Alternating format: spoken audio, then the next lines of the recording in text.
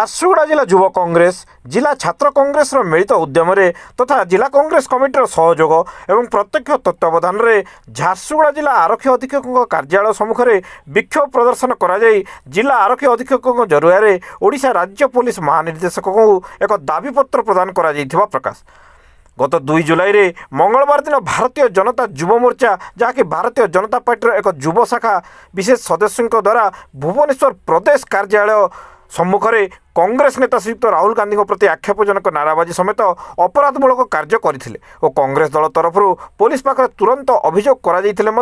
एपर्यंत कौन कार्यानुष्ठान न होबारु एही विक्षोभ प्रदर्शन समग्र राज्य में कराई राज्य पुलिस महानिर्देशक उद्देश्य दाबीपत्र दिया। एही कार्यक्रम में झारसुगुड़ा जिला युव कांग्रेस सभापति शाहरुख खान, जिला कांग्रेस सभापति सुब्रत कुमार प्रधान, उपसभापति पुण्यवान नायक, सहर सभापति देवानंद बारिक, जिला साधारण संपादक अलेख कुमार, खाटू पाल, छात्र संपादक आदर्श गांधी, महेश प्रधान